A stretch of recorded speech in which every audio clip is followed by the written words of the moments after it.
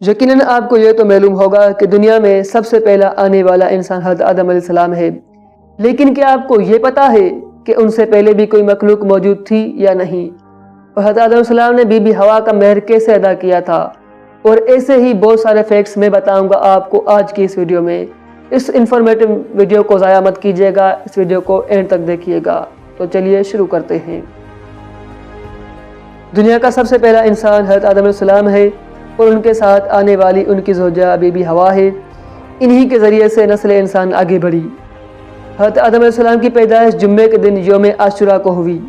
حضرت آدم علیہ السلام نے بی بی حوا کی مہر حضور علیہ السلام پر 10 مرتبہ درود شریف پڑھ کر ادا کی تھی۔ قرآن مجید میں حضرت آدم علیہ السلام کا نام 25 مرتبہ آیا ہے۔ اللہ تبارک و تعالیٰ نے حضرت آدم علیہ السلام کو جس درخت کے پھل کھانے سے انکار کیا تھا اس کے بارے میں 2 قول ہے۔ ایک یہ ہے کہ وہ درخت گندم کا تھا یا انجیر کا تھا۔ حضرت آدم علیہ السلام جنت کے اندر 100 سال تک رہے تھے۔ حضرت آدم علیہ السلام کے ساتھ جنت سے سانپ اور مور بھی آئے تھے، آپ اکیلے جنت سے نہیں آئے تھے۔ حضرت آدم علیہ السلام کا بی بی حوا سے نکاح جمعے کے دن ہوا تھا۔ اللہ تبارک و تعالیٰ نے حضرت آدم علیہ السلام کو ہندوستان کے ایک جزیرہ سلامدی پر اتارا اور بی بی حوا سلام اللہ علیہا کو دریا ہند کے ایک ساحل پر اتارا تھا۔ حضرت آدم علیہ السلام اور بی بی حوا کی ملاقات مقام عرفات میں 9 ذی الحجہ کو ہوئی تھی۔